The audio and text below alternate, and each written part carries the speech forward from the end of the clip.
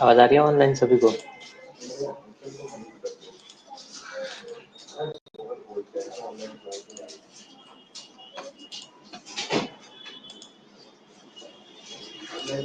Homework दिया था कुछ क्लास में?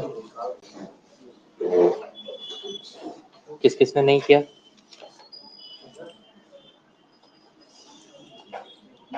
होमवर्क हाँ हाँ, वो क्वेश्चन भी था, फाइल्स में भी कुछ क्वेश्चंस थे जो आपको करने थे।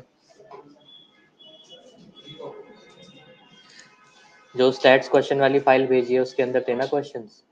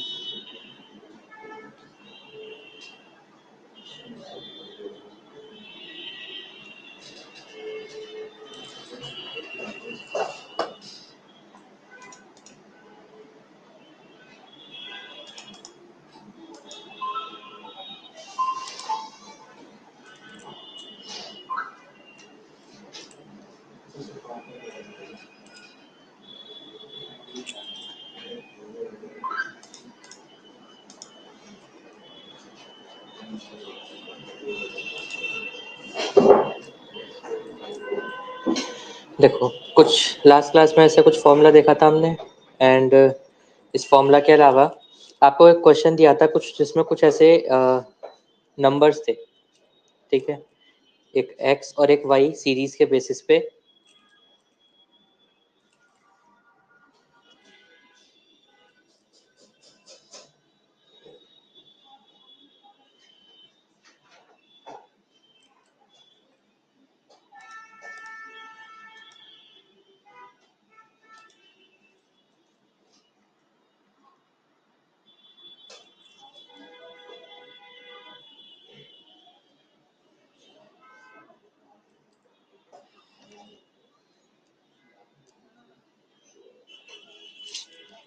लास्ट क्लास में ये वाला क्वेश्चन बताया था, ठीक है। अब देखो, पहले यहाँ पर वो स्टूडेंट्स ध्यान दो जो फॉर्मूला, जिनको थोड़ा सा नहीं समझ आया या फिर कम समझ आया। हमारे पास जो न्यूमरेटर टर्म है ना, ये टर्म, इसका मतलब क्या है, इसको ना एक एक करके पहले डिकोड करके बताता हूँ, ठीक है। समेशन का साइन सबके बाहर लगाए, इसका मतलब ये है कि पहले ये इंटरनली जो भी कैलकुलेशन लिखी है ये पूरी करनी पड़ेगी, उसके बाद ऐड करना है इनको, ठीक है। जहां भी समेशन का साइन है वो इसीलिए है, जैसे कि यहाँ पर भी अगर आप देखो, समेशन का साइन एक ब्रैकेट के बाहर है, यानी कि पहले ये ब्रैकेट सॉल्व होगा, उसके बाद टोटल आपको ऐड करना होगा डिनोमिनेटर में भी। तो अगर मैं इस टर्म को एक्सपेंड करके लिखना चाहूँ तो मैं कुछ ऐसे लिख सकता हूँ कि x1 से मैंने माइनस किया x बार को, मल्टीप्लाई किया y1 से y बार को, फिर ऐड करना है मुझे x2 माइनस x बार multiplied bye y2 minus y बार, ये भी ब्रैकेट में मल्टीप्लाइड है, देन अगेन प्लस थर्ड जो होगा वो लिखा जाएगा x3 माइनस x बार multiplied bye y3 minus y बार से लेके लास्ट आपके पास टर्म आएगी क्या, x nth टर्म से माइनस होगा x bar multiplied by y nth term minus होगा y बार से। ठीक है, तो हमारे पास यहाँ x और y क्या गिवन है, ये जो सीरीज दी है ये सीरीज गिवन है। तो x1 हो गया फर्स्ट टर्म, ये x2, ये x3, ये x4, ये x5, ये x6, ये x7, सभी का इस्तेमाल करना है हमें यहाँ पर एक एक करके। ठीक है, तो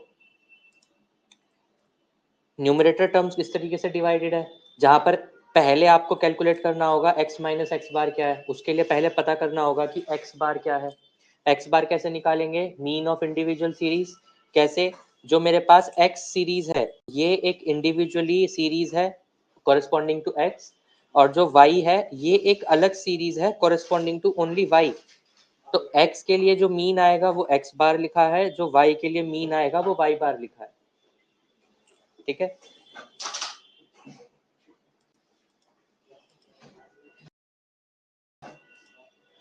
देखो ये बोला कि जो ये सारे टर्म्स लिखे हैं, जो नंबर्स हैं, ये किसको बिलोंग करते हैं, x को। तो अगर मुझे मीन निकालना है जिसको मैंने x बार बोला, तो इसका मतलब होगा ऐसा मीन जो इस x को बिलोंग करता है। अगर मैं y बार कैलकुलेट करना चाहता हूं तो ऐसा मीन जो इस y को बिलोंग करता है, और इस y को बिलोंग करते हैं ये वाले सारे नंबर्स। ठीक है, तो अगर मैथमेटिकली बोलूं तो इंडिविजुअल सीरीज फॉर x और इंडिविजुअल सीरीज फॉर y दोनों के लिए अलग अलग मीन निकलेगा। बात करते हैं ये जो टर्म लिखा है ये कैसे कैलकुलेट होगा। इसके लिए पहले आपको निकालना पड़ेगा x1 माइनस एक्स बार, ये निकालने के बाद हमें करना है इसका स्क्वायर, और उसके बाद हमें नेक्स्ट टर्म को ऐड करना है जो कि होगा x2 plus sorry x2 minus है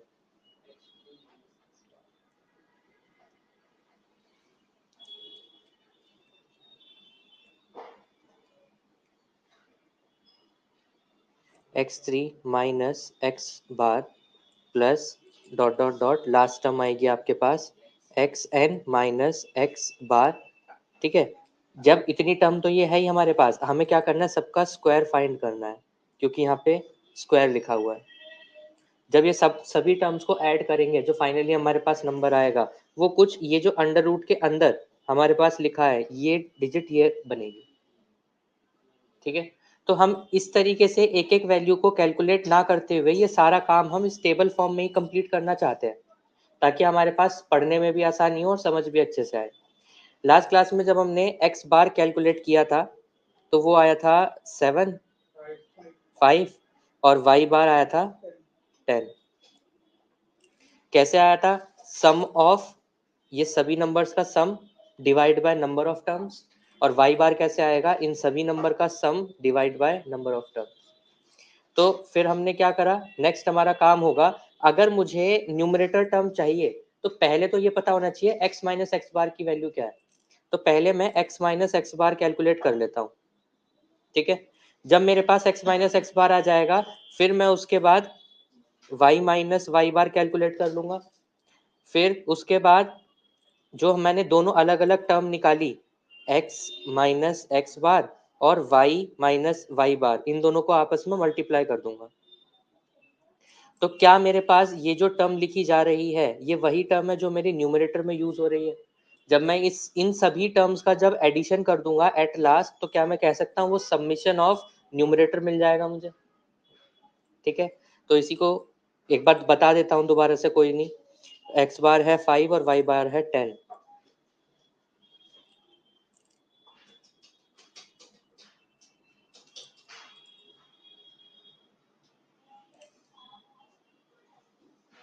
अब देखो एक्स सीरीज में जो फर्स्ट टर्म है वो 2 है, तो 2 माइनस 5 मेरे पास आएगा -3, 3 माइनस 5 आएगा -2, 4 माइनस 5 आएगा -1, 5 minus 5 0, then 6 minus 5 plus 1, 7 minus 5 plus 2, 8 minus 5 plus 3 हो गया। ठीक है, नेक्स्ट वाई बार की वैल्यू 10 है, तो 4 माइनस 10 हो जाएगा -6 -3 -2 -1 0 4 एंड देन 8। ठीक है, अब नेक्स्ट क्या करना था कि मेरे पास इंडिविजुअली x माइनस एक्स बार है, इंडिविजुअली y माइनस वाई बार है, इन्हें आपस में मल्टीप्लाई कर देंगे तो ये टर्म बन जाएगी कुछ ऐसे। तो हम लिख सकते हैं 3 इंटू -6 18 होगा प्लस का 6 2 1 is 2 0 0 4 इंटू 2 8 8 इंटू 3 24। ठीक है, तो जब यहाँ पर अब मैं इनका टोटल सबमिशन फाइंड करूंगा तो मैं इसे लिखता हूँ सबमिशन, क्योंकि इनका टोटल ऐड कर रहा हूँ मैं। मेरे पास टर्म थी x minus x bar multiplied by y minus y bar. ठीक है, और एक और ब्रैकेट क्यों लगाया कि पहले हमने ये ब्रैकेट सॉल्व किया है इंटरनल और उसके बाद एडिशन किया है। तो यहाँ पर मेरे पास इनका सम आएगा 58।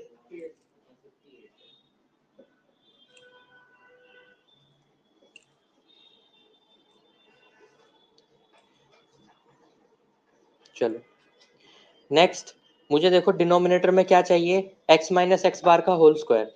तो मुझे ये तो पता है x माइनस एक्स बार क्या है। अब मैं इस पूरी टर्म का, ये जो पूरी की पूरी टर्म आई है, इसका स्क्वायर फाइंड आउट कर लूंगा।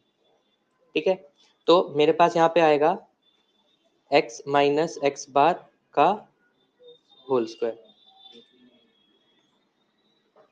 ठीक है, और फिर नेक्स्ट टाइम मैं फाइंड कर लूंगा y माइनस वाई बार का होल स्क्वायर। ठीक है, तो देखो -3 का स्क्वायर, मेरे पास x माइनस एक्स बार ये है ना, -3 का स्क्वायर निकालेंगे, ये आ जाएगा 9 देन 4 1 0 1 4 9। ठीक है, y माइनस वाई बार का होल स्क्वायर ये आ जाएगा 36 9।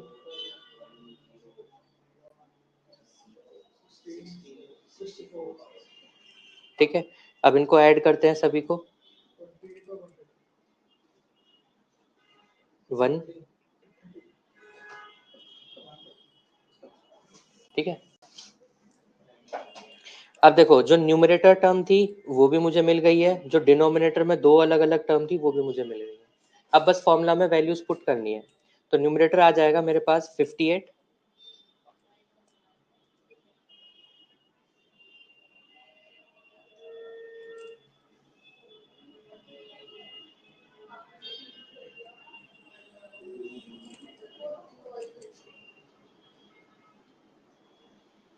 Divide by under root 28 multiply by under root 130।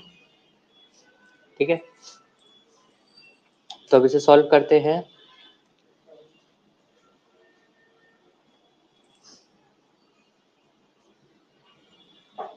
Fifty eight divide by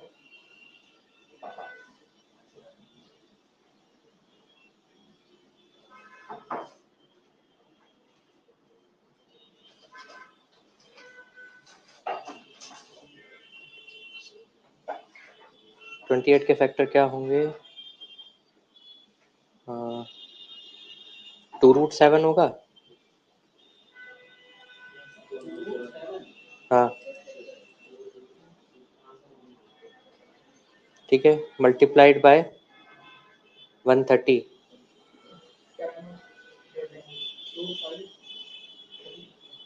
इसका एग्जैक्ट वैसे रूट नहीं आएगा। ठीक है, अब ये कैलकुलेटर से आप यहाँ पे वैल्यू निकाल लेना, मैं बताता हूँ आपको। 7.40 11.40।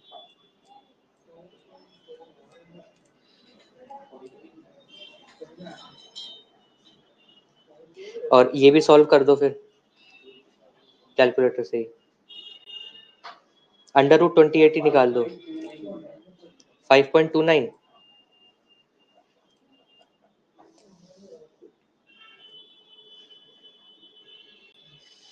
ठीक है, अब ये मल्टीप्लिकेशन बताओ एक बार।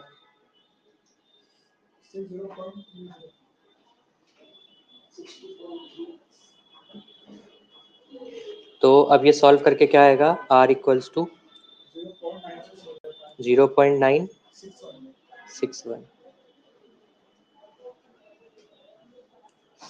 ठीक है, ये आया आपका r की वैल्यू यानी कि कोफिशिएंट ऑफ कोरिलेशन। अब ये कोफिशिएंट ऑफ कोरिलेशन क्या बताता है कि अगर मेरे पास एक फैक्टर x है, एक फैक्टर y है और मेरे पास r की वैल्यू है 0.961। तो लास्ट क्लास में हमने एक वो ग्राफ या वो चार्ट टाइप का बनाया था जिसमें -1 से +1 तक वैल्यूज थी, एक बीच में 0 था। अगर मैं उस वाले ग्राफ से कंपेयर करूं तो ये जो वैल्यू है 0.961 ये यहाँ पर किधर लाई करेगी? ऊपर यहाँ 1 के पास यहाँ कहीं लाई करेगी, है ना? तो क्या मैं ऐसा कंक्लूड कर सकता हूँ कि x and y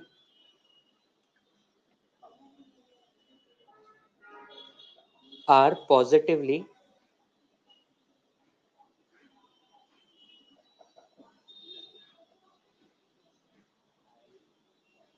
high degree correlated, ठीक है, which means if you increase small value in x then you will observe change in value in y simultaneously। ठीक है, कि आप अगर x में भी कुछ चेंजेस करोगे तो y में चेंजेस आपको पॉजिटिवली देखने के लिए मिलेंगे आसानी से। ठीक है, तो अब यहाँ पर तो हमारे पास देखो कोई पर्टिकुलर बताया नहीं कि x का मतलब क्या है, y का मतलब क्या है। जो आपको क्वेश्चंस दिए गए थे वहां पर ये मीनिंग डिफाइन था। जैसे कि अगर मैं बोलूं कि क्वेश्चन था आपके पास,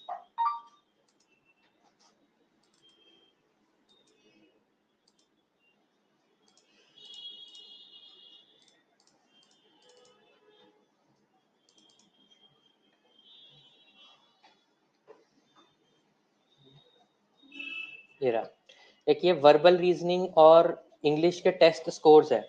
आप इसी को ही एक्स वाई मान के चलो अगर फॉर एन एग्जांपल, और ऐसा बोला जाता है कि आपके पास कोफिशिएंट ऑफ कोरिलेशन आया 0.9, तो यहाँ 0.9 पॉइंट समथिंग से हम क्या समझेंगे कि एक्स, पहले क्वेश्चन पढ़ो एक बार सभी लोग। Table shows verbal reasoning score X and English test score in Y, ठीक है, for each of random sample of 8 children who took both the test. ठीक है, is there any relation between reasoning test and English test, if yes then explain. यानी कि दो अलग अलग group of students की यहाँ पर टेस्ट लिए गए, ठीक है, और वो टेस्ट कौन से थे, एक था वर्बल और एक इंग्लिश का। तो क्या ऐसा है कि वर्बल टेस्ट और इंग्लिश टेस्ट में कोई रिलेशन है आपस में? इसका मतलब क्या होगा कि अगर मैं कहता हूँ मेरा कोफिशिएंट ऑफ कोरिलेशन जो अभी आया था 9.6 कुछ ऐसे करके वैल्यू आती है, तो मैं ऐसा कंक्लूड कर सकता हूँ कि हाँ, जिस भी स्टूडेंट के इंग्लिश में मार्क्स होंगे उसके रीजनिंग में भी अच्छे होंगे, और इसका वाइस वर्सा कि हाँ, अगर इंग्लिश में मार्क्स अच्छे हैं तो वर्बल में भी अच्छे ही आएंगे। फिर ये मतलब होगा 0.9 वैल्यू का। अगर मेरे पास आंसर आता 0 पॉइंट समथिंग 000 कुछ ऐसे आंसर आता, तो मैं क्या कहता कि नहीं, इंग्लिश टेस्ट का वर्बल रीजनिंग टेस्ट से कोई लेना देना है ही नहीं, इन दोनों में आपस में कोई कोरिलेशन नहीं है। अगर मेरा आंसर आता -0.9 समथिंग, तो मैं क्या कहता कि देखो, अगर कोई स्टूडेंट इंग्लिश में अच्छा है तो फिर वो वर्बल टेस्ट में खराब होगा, अच्छा नहीं होगा, और अगर वर्बल टेस्ट में अच्छा है तो इंग्लिश में खराब नहीं होगा। ठीक है, तो इस तरीके से आपको कुछ कंक्लूजन ड्रॉ करना होता है अपनी कैलकुलेशंस के बेसिस पे। तो सेम काम करना है हमें, इससे पहले वाला क्वेश्चन इसमें।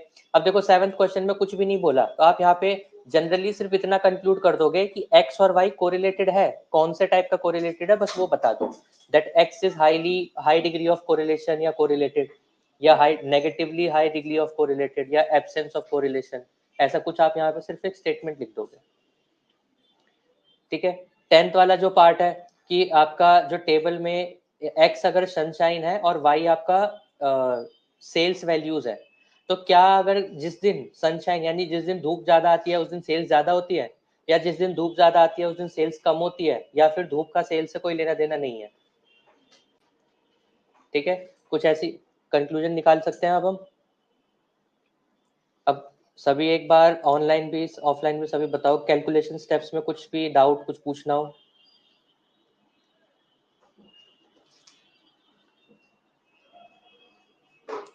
हाँ जी,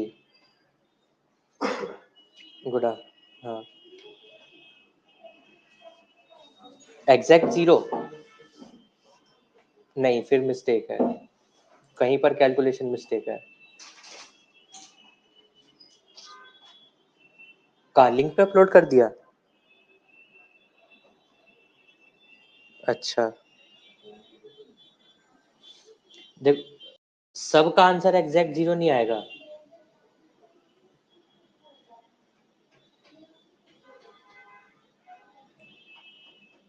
नहीं नहीं, ऐसा हो ही नहीं सकता। अब एक एक बात बताओ, ये यही वाला क्वेश्चन देखो, सपोज अगर मैं एक्स सीरीज की बात कर रहा हूँ, अगर एक्स बार की वैल्यू आपकी क्या आई है, मान लो मैं एग्जांपल कहता हूँ 112 आई है अगर एक्स बार की वैल्यू, तो एक्स माइनस एक्स बार का मतलब 112 माइनस 112 ये ही 0 होगा ना।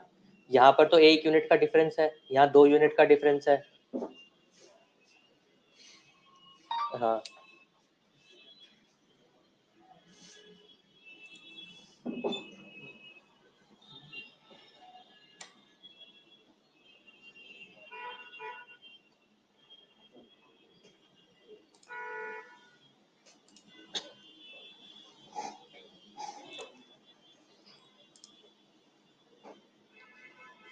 आप पीसी में आपके?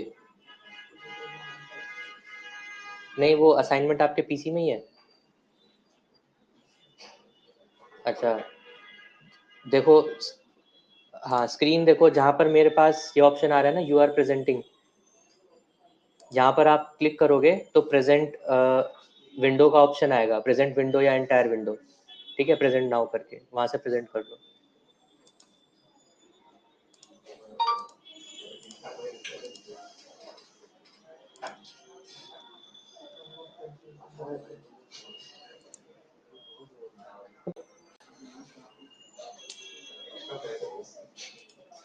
रिकॉर्डिंग में आवाज नहीं आती इनकी, किसी की भी नहीं आती सामने से जो बोलता है।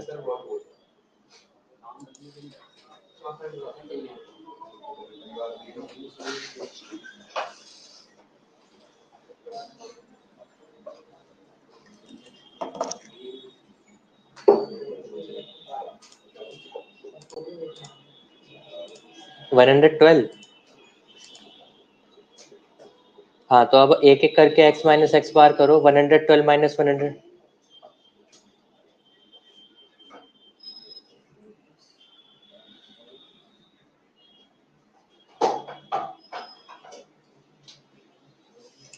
x माइनस एक्स बार का टोटल करना ही नहीं है, x माइनस एक्स बार के होल स्क्वायर का सम करना है। हाँ,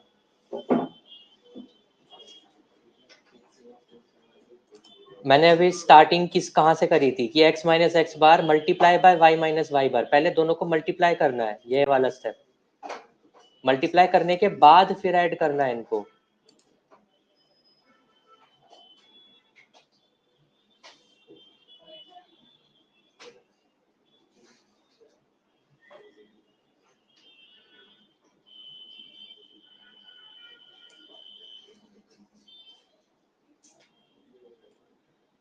हाँ,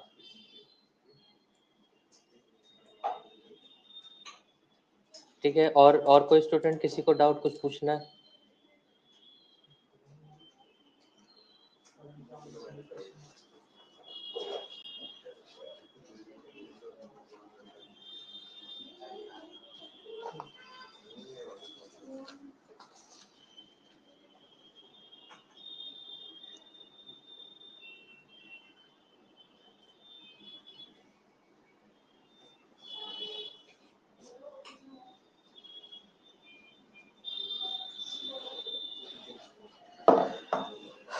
देखो चलो,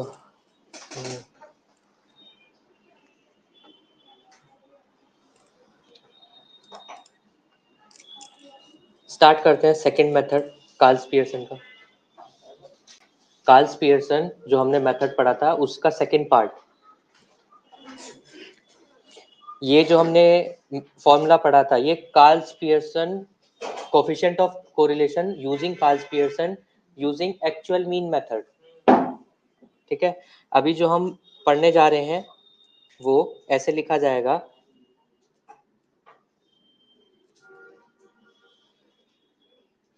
Carl's Pearson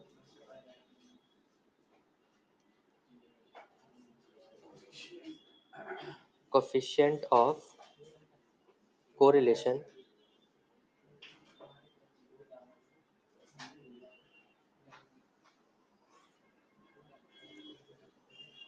using assumed mean method।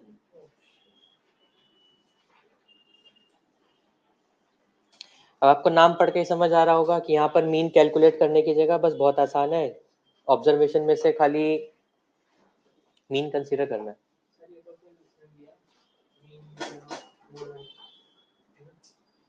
But actual में क्या है कि वो वाला मीन मीडियन मोड तो देखो, अगर आपको स्पेसिफिकली मीन ही कैलकुलेट करना है और आप कैलकुलेट करने की जगह एज्यूम ही करने लगे तो प्रोग्रामिंग में तो सब कुछ आपके सामने है, ठीक है। लेकिन यहाँ पर क्या होता है कि ऐसे केसेस में जब आप एज्यूम मीन मेथड यूज करते हो तो आप कह सकते हो कि जो एक्चुअल फॉर्मूला है जिससे कोरिलेशन कैलकुलेट किया गया उसमें भी डिफरेंस आ जाता है।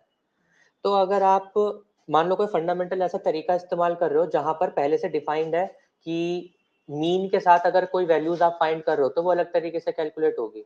लेकिन अगर अब जो मैं अभी आगे आपके सामने फॉर्मूला लिखने वाला हूँ, आप अगर खुद से कुछ कैलकुलेशन करना चाहते हो, खुद से कुछ रिसर्चेस करना चाहते हो, तो using this type of method आप ये एक्सप्रेशन को कैसे लिख पाओगे? एक्सप्रेशन लिखना मतलब नॉर्मली मैथमेटिकल कैलकुलेशन करते हैं ना, प्लस माइनस मल्टीप्लाई डिवाइड, अगर मैं उसी को एक्सपेंड करके कंप्यूटर में लिखना चाहूँ तो वो कैसे आएगा? बात रही कंप्यूटर अपनी मर्जी से क्या करेगा, वो अपनी मर्जी से जो हमने लास्ट मेथड पढ़ा था उसी की हेल्प से आपके पास हमेशा आंसर आया करेगा, जब तक आपके पास डेटा ऐसा है जैसा हमने लिखा डिस्क्रीट टाइप का डेटा है, ठीक है, कि कुछ नंबर्स लिखे हैं और उन नंबर से सीरीज बना दी है तो आपके पास वही मेथड यूज होगा हमेशा, ठीक है। अब ये जो एज्यूम्ड मीन मेथड है इसमें कोरिलेशन कोफिशिएंट निकालने का फॉर्मूला कुछ इस तरीके से है।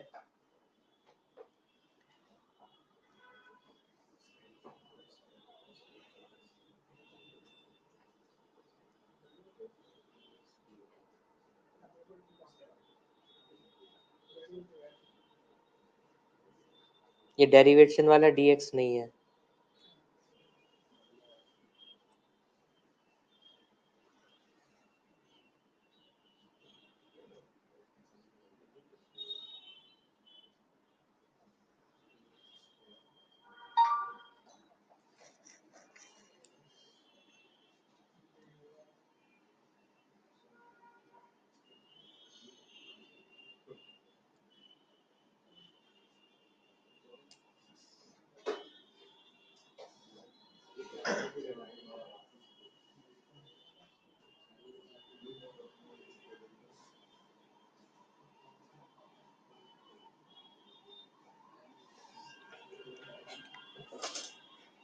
ठीक है, कुछ ये फॉर्मूला होगा एज्यूम्ड मीन मेथड से कार्ल्स पियर्सन निकालने का, ठीक है, जहां पर पहले मैं स्पेसिफाई कर देता हूं कि वेयर dx का मतलब है एक x सीरीज जो माइनस करी गई अपनी एज्यूम्ड मीन से, dy का मतलब है एक y सीरीज जो माइनस करी गई अपनी एज्यूम्ड मीन से, और a का मतलब यहाँ पर लिखा गया है एज एज्यूम्ड मीन, और n का मीनिंग है यहाँ पे नंबर ऑफ ऑब्जर्वेशंस,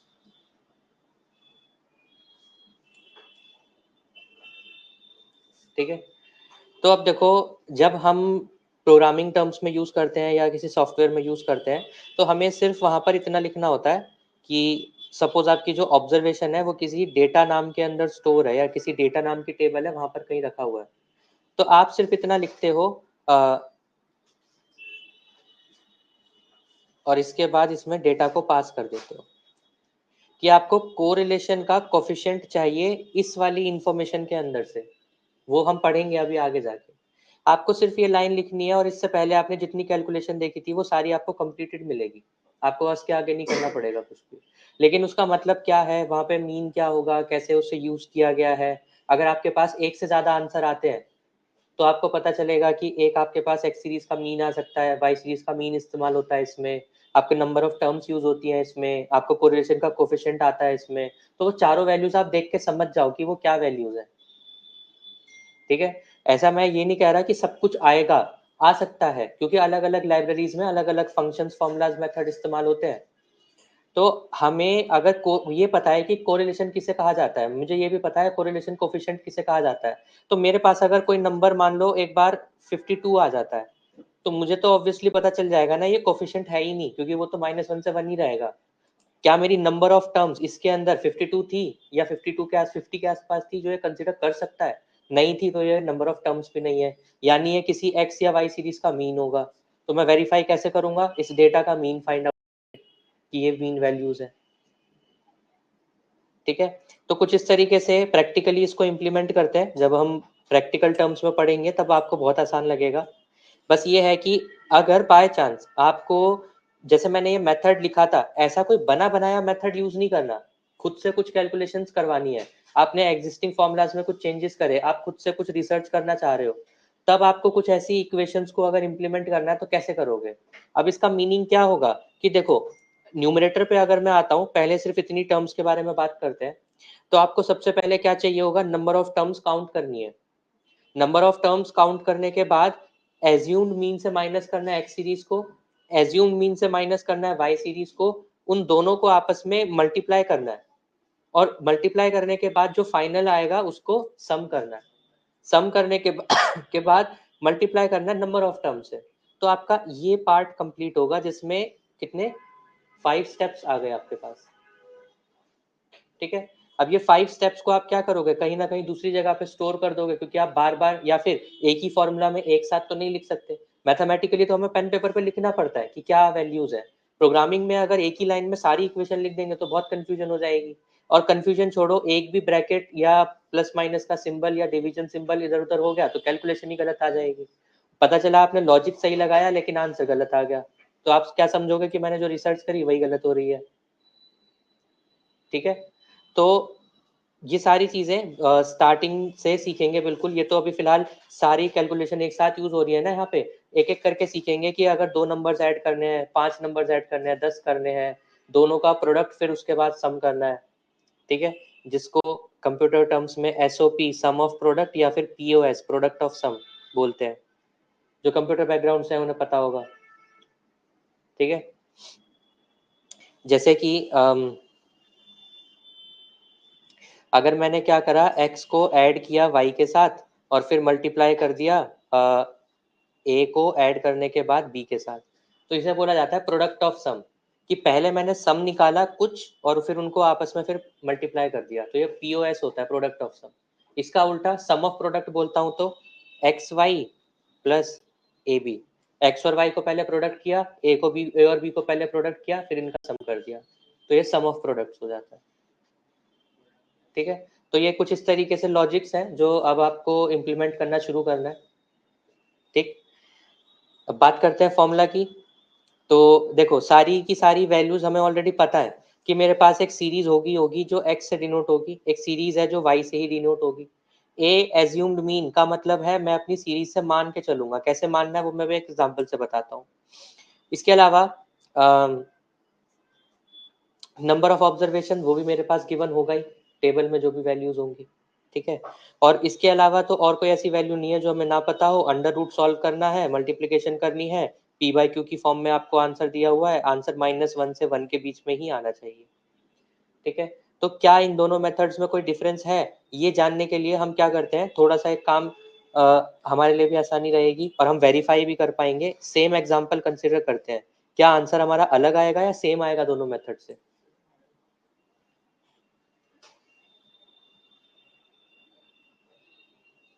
कैलकुलेशन सारी कैलकुलेटर से ही करी थी ना। ठीक है,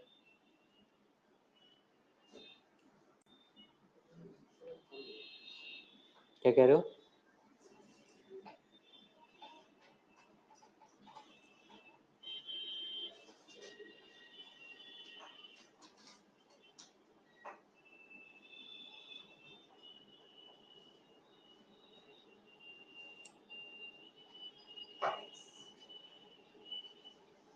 ठीक है, अब हम यहाँ पहले कैलकुलेट क्या करें। देखो, पूरे फॉर्मूलाज में dx और dy का इस्तेमाल किया जा रहा है, तो क्या मैं पहले dx और dy ही कैलकुलेट कर लेता हूँ, फिर उसके बाद देखता हूँ आगे।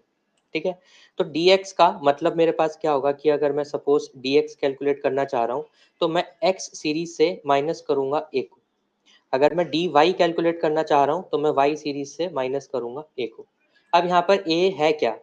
देखो, आप दोनों में से कोई भी सीरीज को या दोनों सीरीज को आपको क्या करना है, सबसे पहले असेंडिंग ऑर्डर में अरेंज कर लो तो ज्यादा बेहतर रहेगा।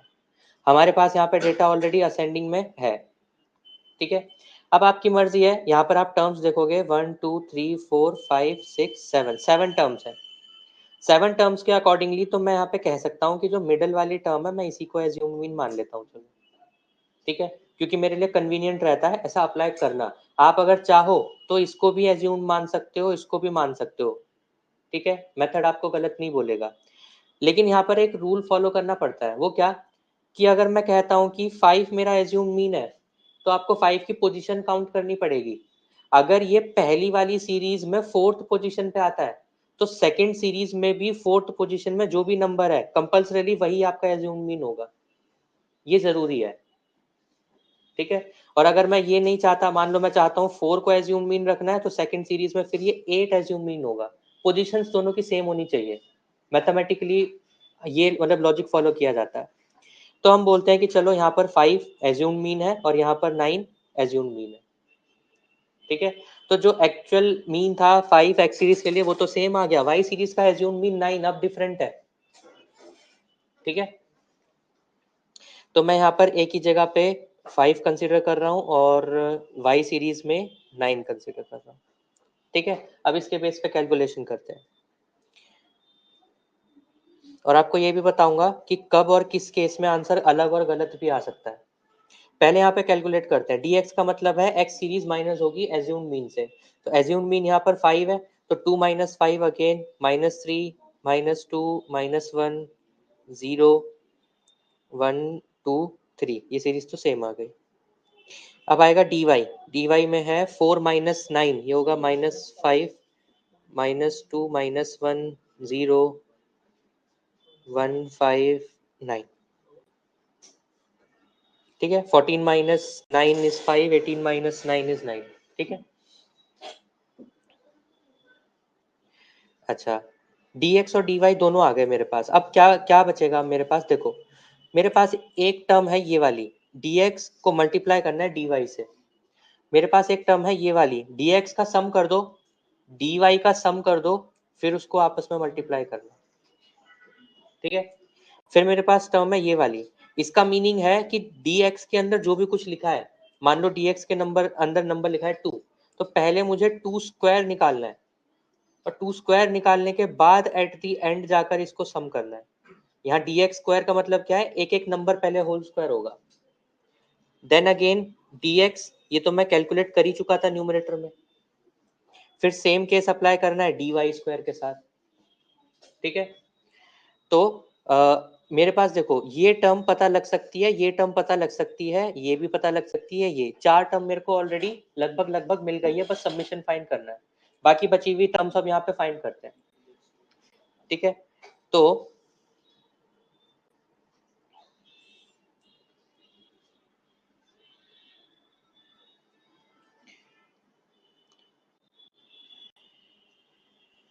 समीशन ऑफ dx, ये आएगा आपके पास 0, सारे पॉजिटिव नेगेटिव नंबर्स हैं, ठीक है।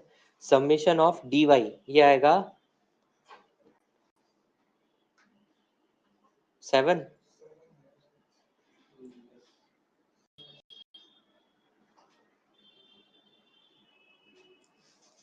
ठीक।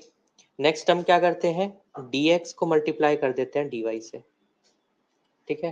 तो 5 इंटू 3 15, 4 1 0 1 10,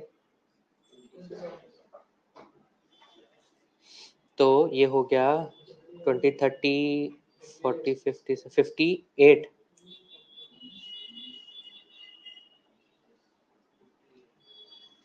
ठीक है।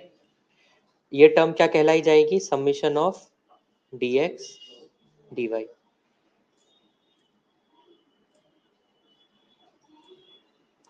देन dx स्क्वायर और dy स्क्वायर, ये दो टर्म्स अब रह गई हैं, ठीक है। तो मैं यहाँ कैलकुलेट करता हूँ dx square then dy square,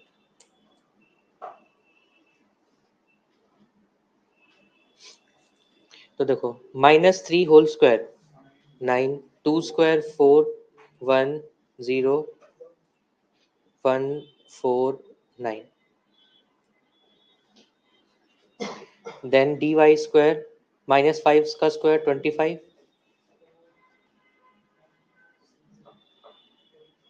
5 square is 25, 81.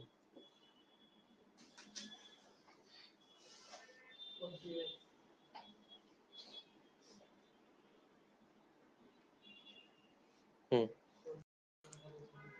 28 और ठीक है, ये सारी वैल्यूज मिल गई हैं, अब बस यहाँ फॉर्मूला में पुट करना रहता है।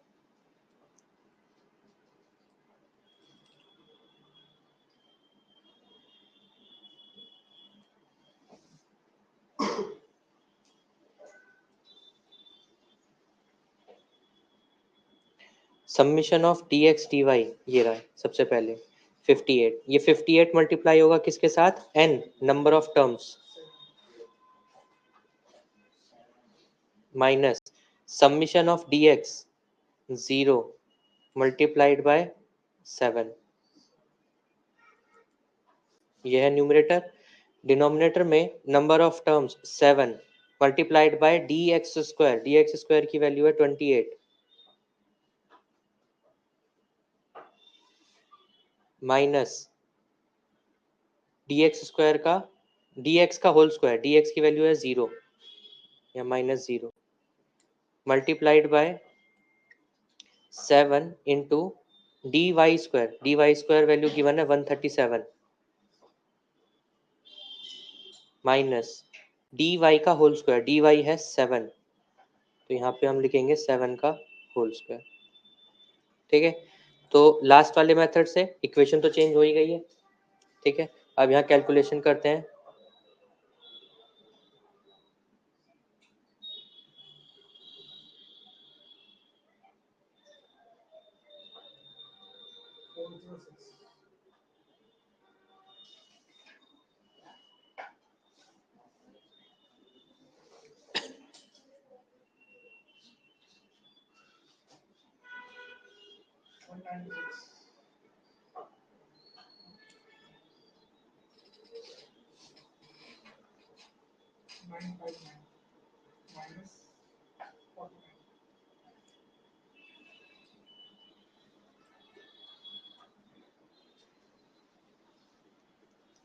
ठीक है,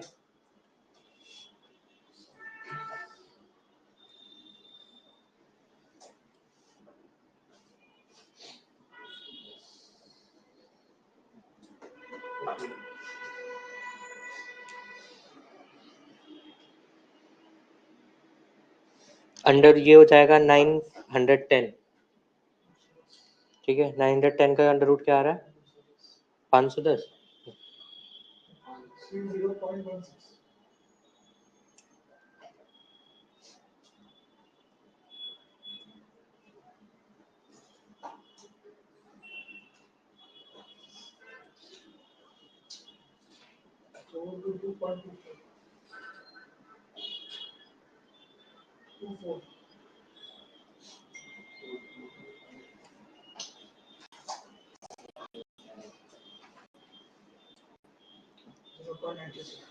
पॉइंट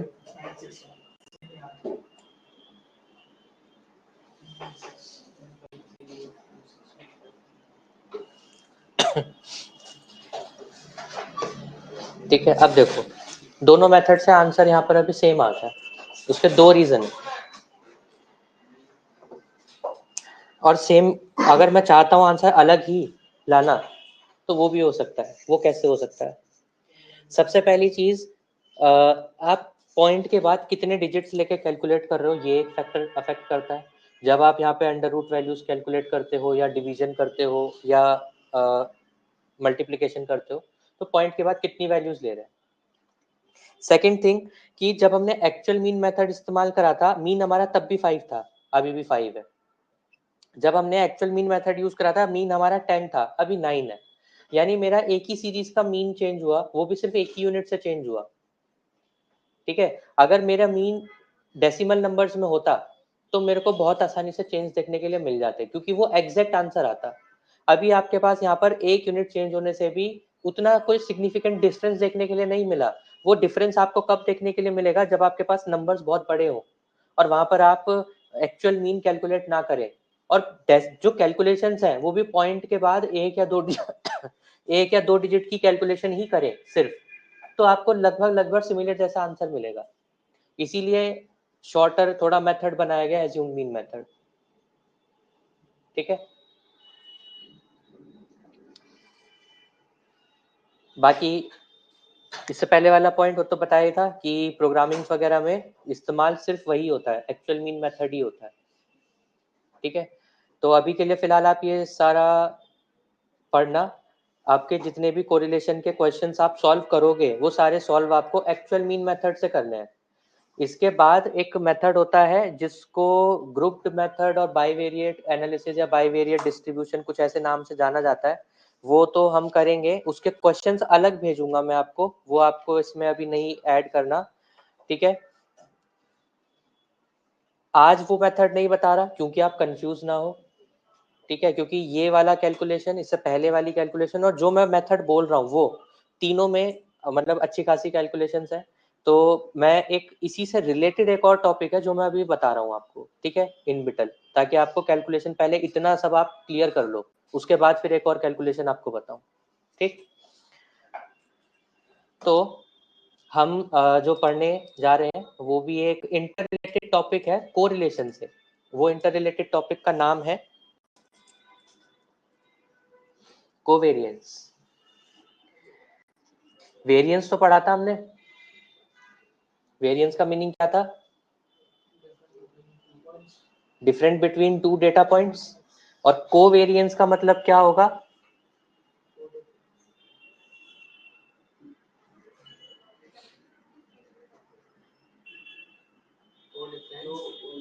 को डिफरेंस को डिफाइन तो करो कैसे। अब तो डेफिनेशन भी सामने है, रुको 2 मिनट पढ़ो।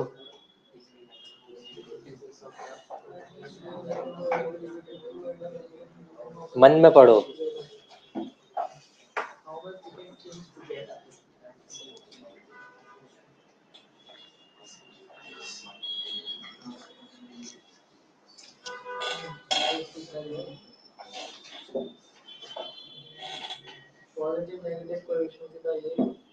हाँ,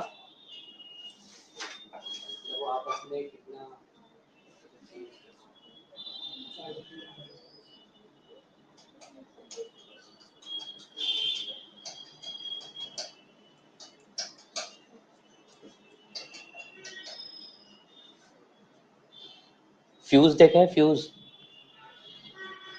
फ्यूज पता है किसे कहते हैं? हाँ, फ्यूज। ये वाले फ्यूज नहीं, जो इसमें होते हैं एक्सटेंशन बोर्ड में फ्यूज होते हैं जो छोटे वाले। फ्यूज कैसे काम करते हैं, कोई एक्सप्लेन कर सकता है?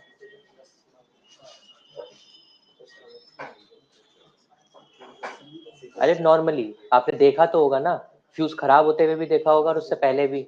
कुछ डिफरेंस नजर आता है दोनों में? हाँ, तो खराब कैसे होता है वो? जल जाता है, टूट जाता है। लेकिन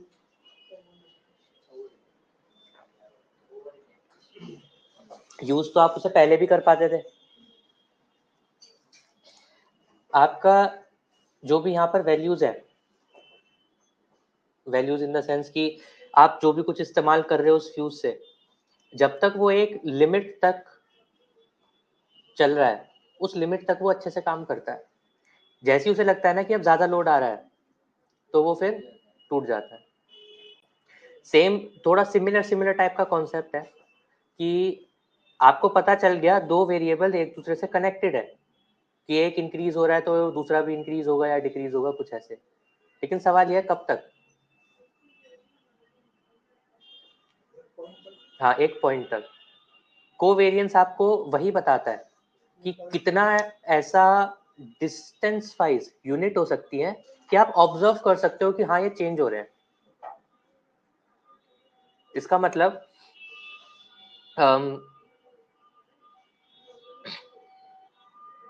हमारे पास जो क्वेश्चन है यहाँ पर, इसके हेल्प से देखो, हमें यहाँ पे बोला गया है कि जो हमारी सेल्स है वो हमें चेक करनी है सनशाइन के बेसिस पे, धूप कब कब आती है उसके बेसिस पे। अब यही ऑब्जर्वेशन अगर इवनिंग के बेसिस पे करे जाए या रात को बैठ के ये ऑब्जर्वेशन ली जाए, वो लॉजिकली करेक्ट नहीं होगा, क्योंकि हमें पता है कि जो सनशाइन का पैरामीटर है वो लिमिटेड है, वो एक टाइम के बाद ही स्टार्ट होगी और एक टाइम के बाद ही एंड होगी। यानी कि मेरा जो भी सेल्स का अफेक्ट पड़ता है सनशाइन पे, वो सिर्फ तब तक के लिए है जब तक एक्चुअल में लॉजिकली रियल लाइफ में वो आप सनशाइन को ऑब्जर्व कर सकते हो।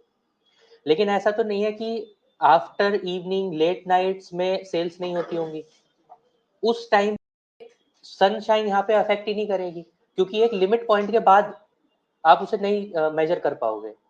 तो यहाँ पर ये जो कोवेरिएंस है ये भी बता रहा है कि आपके पास जो वेरिएबिलिटी है, यानी कि एक दूसरे की चेंज होने की क्षमता है, वो एक लिमिट तक ही रहेगी।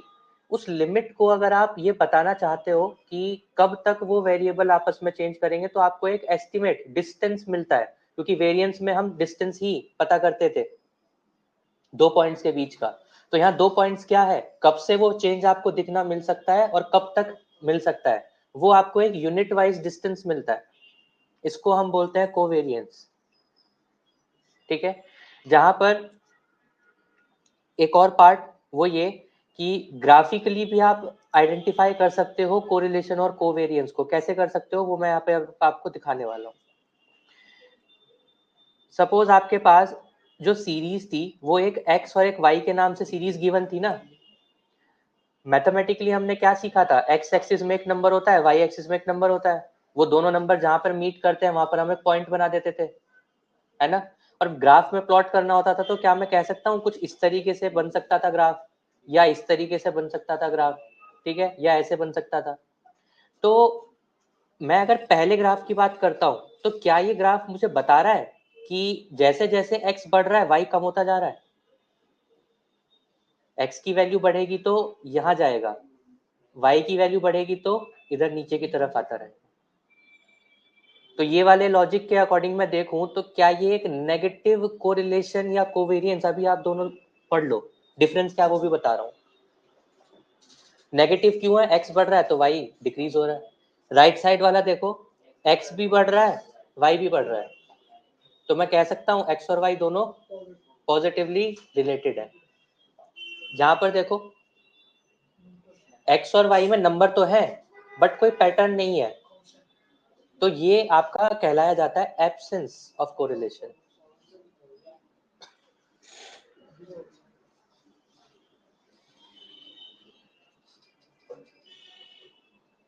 देखो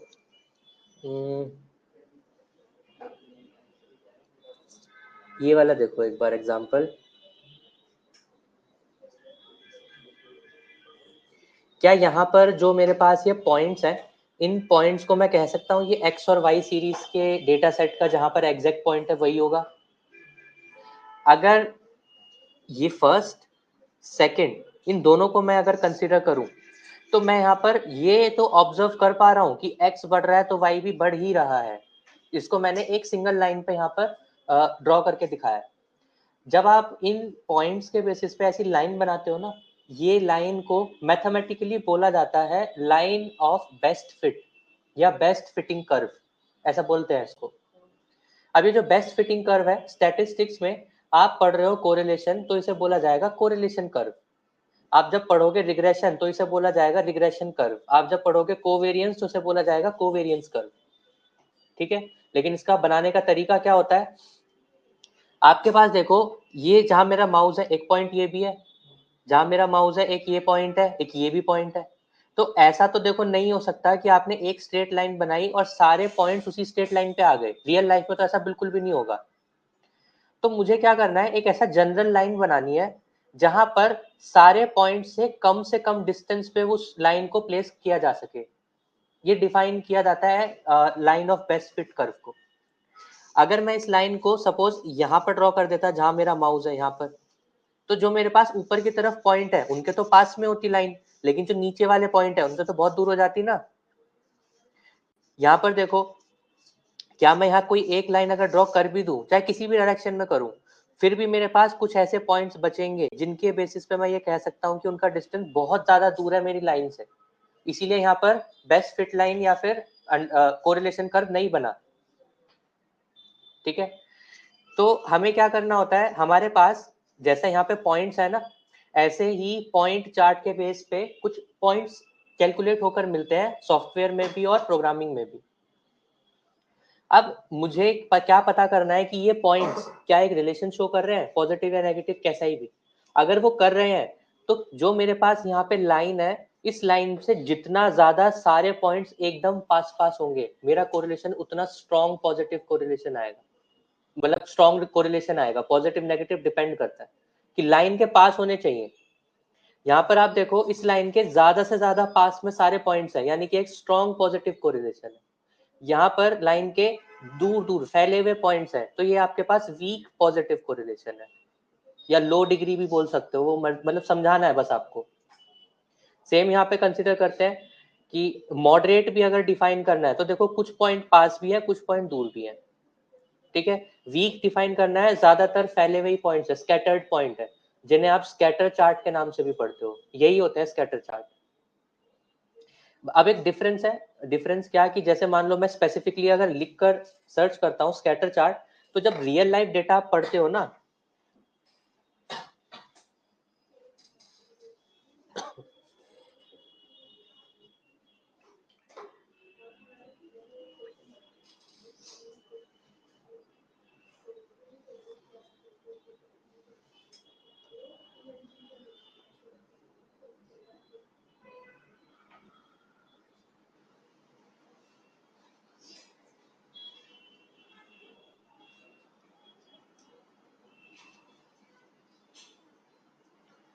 देखो रियल लाइफ में पढ़ते टाइम आपके पास कुछ ऐसे पॉइंट्स मिलते हैं, ये लाइन बाद में ड्रॉ करी गई है, आप ऐसा मान के चलो यहाँ लाइन नहीं है, ऐसा मान के चलो लाइन नहीं है यहाँ पर, तो आपके पास ऐसे स्कैटर्ड पॉइंट मिलेंगे बहुत सारे, जिसमें से ये लाइन बाद में ड्रॉ करी गई है। इसको अंडरस्टैंड करने के बाद, वो लाइन ड्रॉ करने के भी अपना मेथड्स है, फॉर्मूलाज है, जो एक्सेल में ट्रेंड लाइन के नाम से जाने जाते हैं, पाइथन में इसको कर्व, उसमें हाँ पाइथन में इसे कर्व बोलते हैं,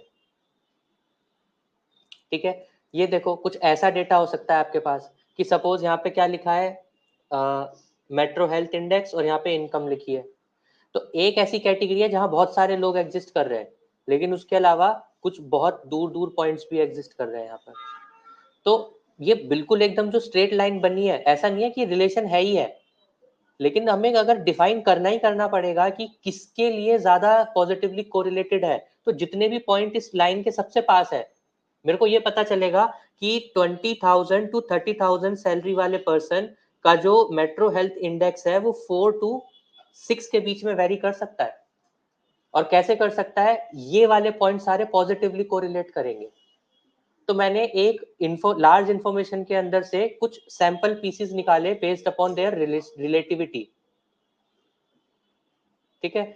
ये पॉइंट देखो, ऐसा पॉइंट जिन्होंने पावर बीआई पढ़ा उन्हें देखने को मिला था, जहां पर इसको अगर मैं थोड़ा जूम इन करूं तो ये कोई भी पॉइंट आपस में कनेक्टेड नहीं है, सारे अपना अलग अलग कैटेगरी को अलग अलग वैल्यूज शो करते हैं। जहां पर ये जो इक्वेशन है y equals to mx plus c, ये इसी के बेस पे ये लाइन बनाई गई है, वो भी बनाना सीखेंगे नेक्स्ट वाले टॉपिक में। तो क्या मैं ऐसा कह सकता हूँ कि ये जो वैल्यूज है कि 0 हो और 2 हो 4 हो, मैं एक टाइम बाद ऐसा ऑब्जर्व कर सकता हूँ कि ये वैल्यू धीरे धीरे बढ़ ही रही है।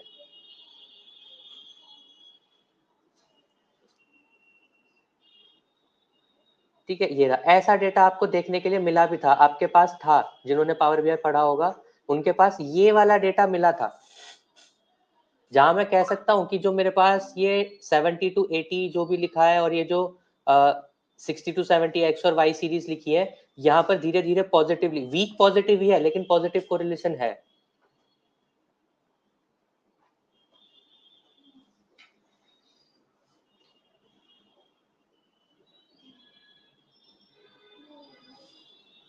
ये आपको एक काम आने वाला है, आगे पढ़ेंगे इसको, सेपल और पेटल लेंथ विड्थ को। अब ये कंफ्यूज ना हो इसके लिए मैं अलग से आपको बता दूंगा कि ये ना प्लांट के ऊपर स्टडी होती है, प्लांट के पत्ते पे सेपल और विड्थ, सेपल और पेटल नाम करके लेंथ और डायमेंशंस होते हैं उसके, इसमें सब कुछ तो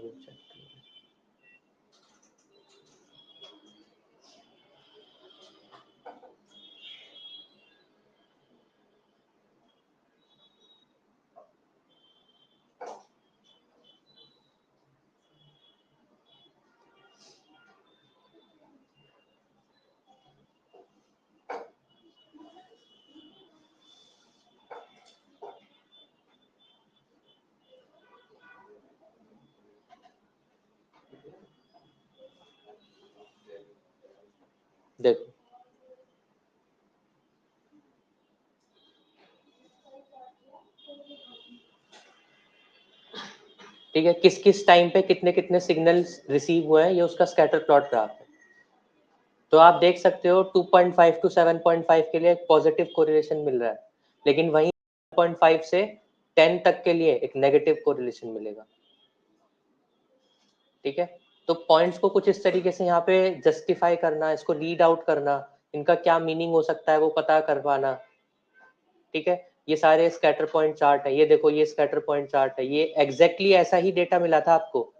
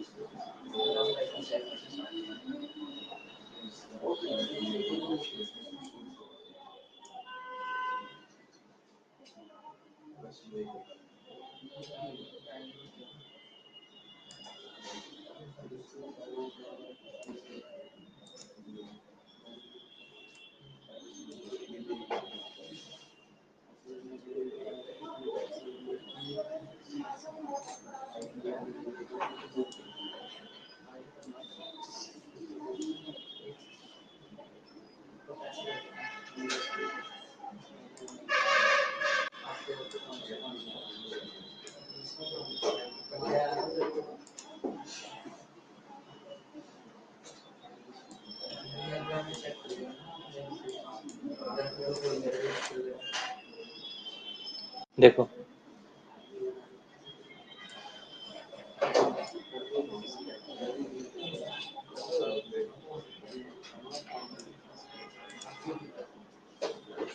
देखो, अगर हम खुद से भी चार्ट बनाते हैं तो चार्ट का नाम होता है ये स्कैटर प्लॉट चार्ट। ये कैसे बनाया, क्या आया, ये बताऊंगा ये सब बाद में। स्कैटर प्लॉट चार्ट में देखो ऑर्डर नंबर, कि कितने नंबर ऑफ ऑर्डर्स आपके पास आए हैं, कब कब आए हैं, और डेज डिलीवर। 6 दिन में डिलीवर होने वाले ऑर्डर्स कुछ ये थे, 7 दिन में, 8 दिन में, 9, 10, 11, 12 को दिन में डिलीवर होने वाले ऑर्डर्स कुछ ये थे। ठीक है, तो आप यहाँ पे देख सकते हो कि कुछ इसी तरीके से आपको यहाँ पे वैल्यूज ऑब्जर्व होती है, जैसे अभी आपने ऑनलाइन पढ़ा था, मतलब जो चार्ट बने बनाए देखे थे, इसी तरीके से स्कैटर चार्ट मिलते हैं आपको।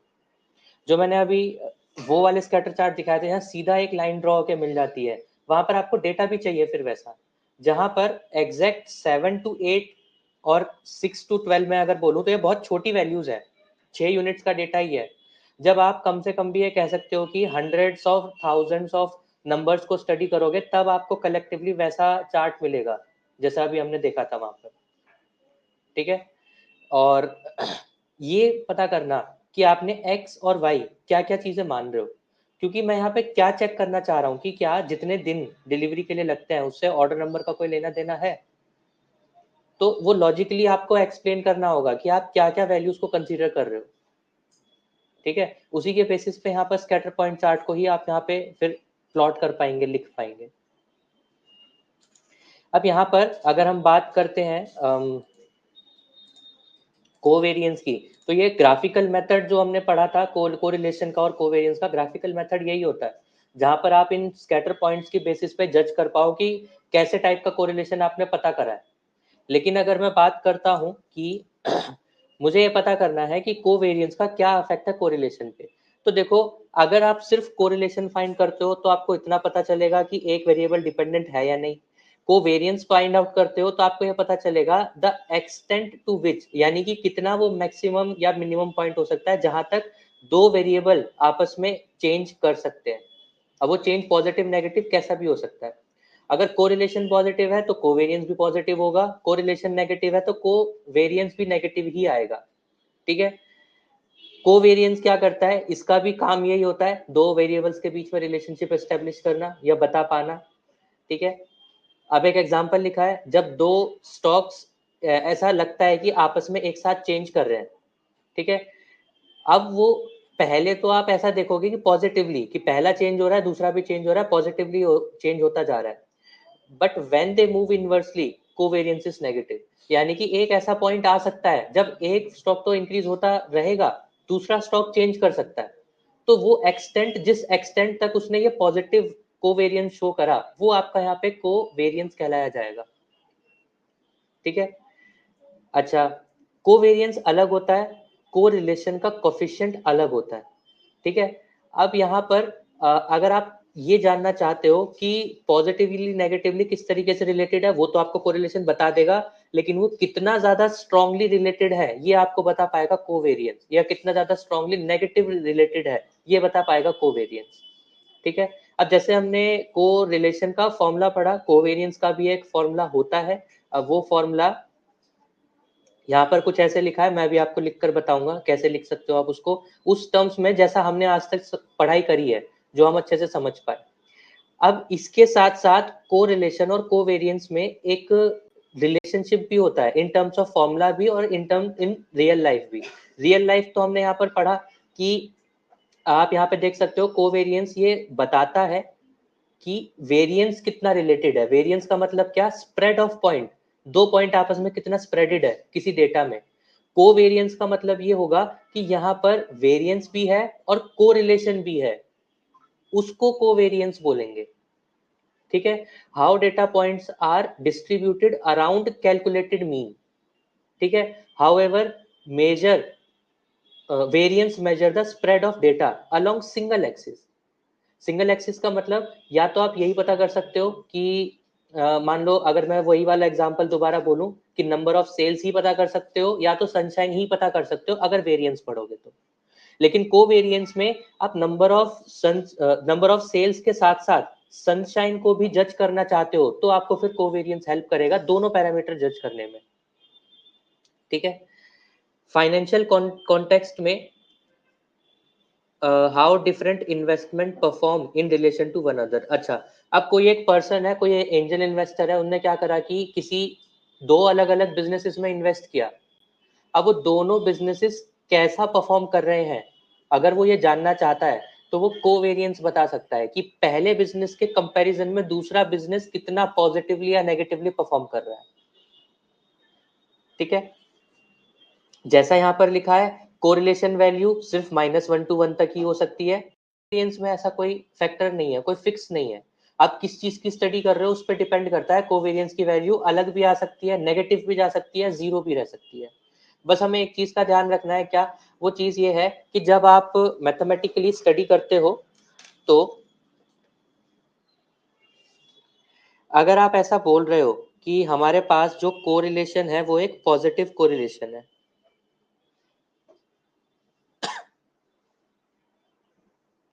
तो जो कोवेरिएंस है उसे मैथमेटिकली या स्टैटिस्टिकली रिप्रेजेंट किया जाता है COV bracket x comma y, कि x चेंज करेगा y को। ठीक है, हमेशा ग्रेटर देन जीरो ही रहेगा, हमेशा ये बात सच रहेगी। अगर आपका नेगेटिव टाइप का कोरिलेशन आया है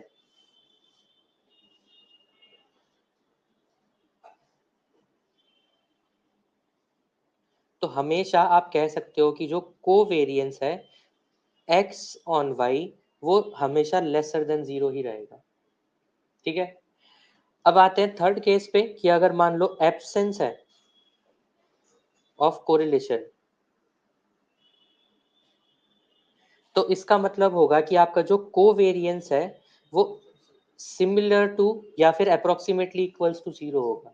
ऐसा हमेशा सच नहीं है कि एग्जैक्ट जीरो हो, जीरो के आसपास वाली वैल्यू भी आप एब्सेंस में ही कंसीडर कर सकते हैं, क्योंकि वो भी कुछ उतना सिग्निफिकेंटली आपको चेंजेस नहीं शो कर सकता। ठीक है, अब जो हमने चार्ट्स में बेसिकली पढ़ा कि बहुत ऑब्वियस है हमारे लिए कि अगर हम पॉजिटिव टाइप का चेंजेस देखेंगे तो वो पॉजिटिव कोवेरिएंस होगा, नेगेटिव टाइप के चेंजेस देखेंगे नेगेटिव कोवेरिएंस होगा। ठीक है, पहले मैं आपको रिलेशन बताता हूँ कोवेरिएंस में और कोफिशिएंट ऑफ कोरिलेशन में रिलेशन क्या है, फिर अगर मुझे इंडिपेंडेंटली कोवेरिएंस ही फाइंड करनी है तो कैसे हो सकता है। तो हमारे पास यहाँ पर ये एक इंपॉर्टेंट पॉइंट है जो कि पूछा जाता है as relationship between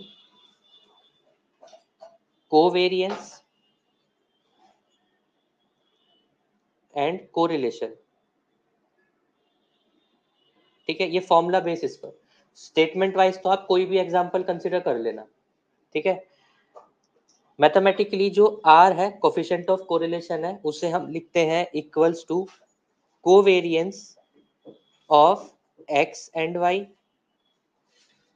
divide by under root variance of x multiplied by under root variance of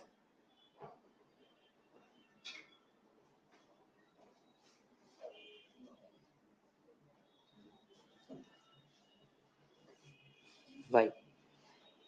ठीक है, ये रिलेशन होता है कोरिलेशन और सॉरी कोफिशिएंट ऑफ कोरिलेशन और कोवेरिएंस। ठीक है, हमने यहाँ पर, अब आप बोलोगे कि हमने वेरिएंस लिखा हुआ है और उसमें अंडर रूट लगा दिया तो उसे स्टैंडर्ड डेविएशन क्यों नहीं बोल रहे, क्योंकि हम यहाँ स्टडी ही को वेरिएंस की कर रहे हैं ना, तो वेरिएंस के टर्म्स में ही आंसर फाइंड आउट करेंगे हमेशा। ठीक है, ये तो बात रही relationship between covariance and correlation. अगर मैं कहता हूँ मुझे इंडिपेंडेंटली पता करना ही है कि कोवेरिएंस क्या आएगा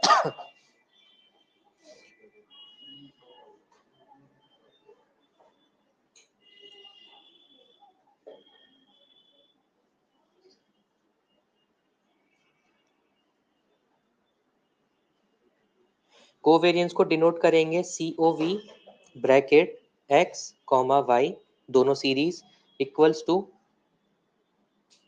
summation of dx dy divide bye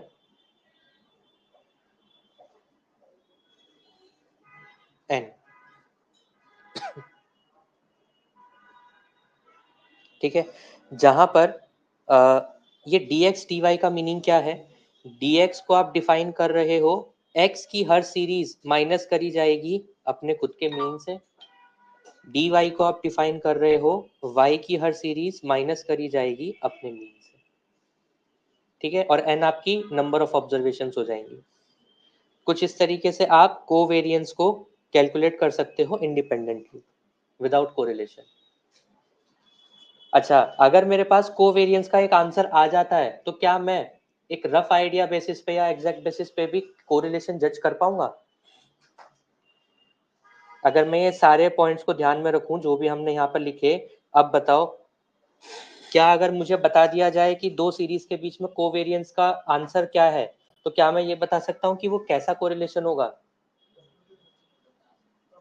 कैसे? कोवेरिएंस पॉजिटिव है तो कोरिलेशन भी पॉजिटिव आएगा, कोवेरिएंस नेगेटिव है कोरिलेशन भी नेगेटिव आएगा, कोवेरिएंस अप्रोक्सीमेटली आसपास है जीरो के तो एब्सेंस ऑफ कोरिलेशन भी होगा फिर वहां पर, ठीक है। और ग्राफिकल रिप्रेजेंटेशन वो हमने इससे पहले देख ही ली, ठीक है। अच्छा, इसके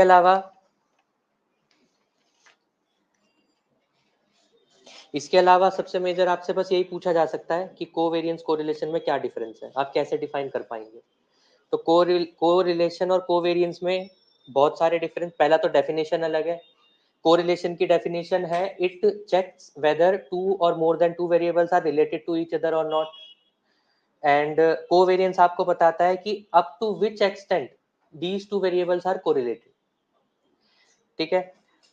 को रिलेशन जो है वो हमेशा -1 टू +1 तक लाए करेगा। कोवेरिएंस का ऐसा कोई फिक्स लिमिट नहीं होती, वो कितनी भी वैल्यूज आ सकती है।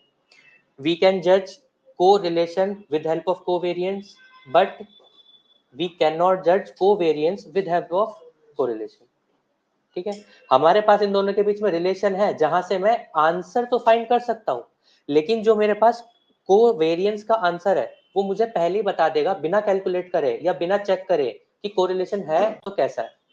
लेकिन अगर कोरिलेशन आ गया जैसे 0.961 आ गया तो मैं ये नहीं बता सकता कि वो कितना ज्यादा तक कब तक रिलेट हो सकता है, ठीक है। तो ये वाला पार्ट क्लियर है सभी को?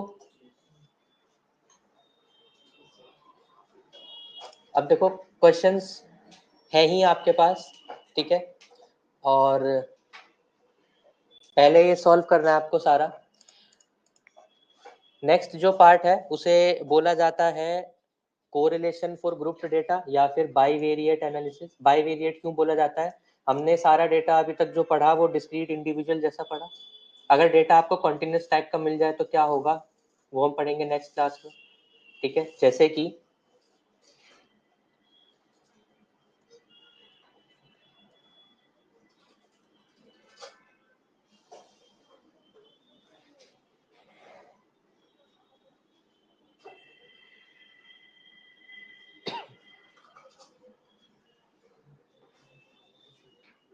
इनको मैं फाइल में दिखाता हूँ, क्वेश्चन होंगे आपके पास।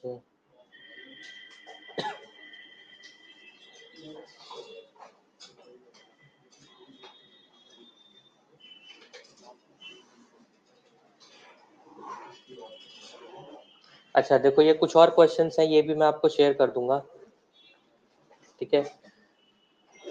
देखो कुछ इस तरीके से अगर आपके पास वैल्यूज गिवन हो कि आपके पास x और y दोनों सीरीज हैं, दोनों सीरीज ही कॉन्टिन्यूस टाइप की इंफॉर्मेशन में कि y की वैल्यू 10 to 20, y की वैल्यू 20 to 30, y की वैल्यू 30 to 40, y की वैल्यू 40 50 50 60 और x की वैल्यू 15 25 25 35 35 45 45 55 ऐसे लिखी है। और आपको ये जो मिडल में नंबर है ये फ्रीक्वेंसी है। जब ऐसा टाइप का डेटा होता है इसे बोलते हैं बाईवेरिएट डेटा या बाईवेरिएट डिस्ट्रीब्यूशन। और इस बाईवेरिएट के ऊपर आप स्टडी करके जब कुछ कैलकुलेशंस करते हैं उसे बोला जाता है बाईवेरिएट एनालिसिस। कि आपने मतलब एनालिसिस करके कुछ इंपॉर्टेंट पॉइंट्स का पता लगाया है यहाँ पर, ठीक है। कोरिलेशन के अलावा और भी चीजों में एग्जिस्ट करता है, वो सारे हम करेंगे एक एक करके। नेक्स्ट जो हमारा टॉपिक होगा वो यही होगा, Carl's Pearson coefficient of correlation for grouped data. और ब्रैकेट में ग्रुप्ड डेटा का मतलब होता है बाईवेरिएट एनालिसिस। बाईवेरिएट क्यों बोल रहे हैं समझ आया? ठीक है, तो आपके पास जो मैं ये फाइल भेजूंगा इसमें जितना भी बाईवेरिएट वाला डेटा है ये आप अभी के लिए छोड़ दो, दो है शायद से ये, ठीक है। अच्छा, इसमें एक मेथड है स्पीयरमैन्स रैंक कोरिलेशन, ये वाला भी अभी छोड़ देना, ये बाईवेरिएट के बाद पढ़ाऊंगा, ठीक है। तो इस फाइल में आपको कौन सा क्वेश्चन करना है, थर्ड करना है, सेकंड करना है और फर्स्ट करना है, फर्स्ट सेकंड थर्ड अभी के लिए, ठीक है। फिर नेक्स्ट क्लास में बाईवेरिएट वाला हो ही जाएगा, फिर उसके बाद आप इसी में से कर सकते हो। हाँ, कोरिलेशन कोरिलेशन,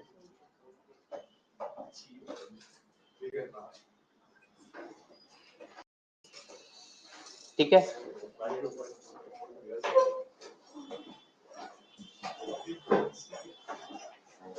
कुछ पूछना है किसी को, कोई डाउट ऑनलाइन ऑफलाइन ऑनलाइन किसी को भी?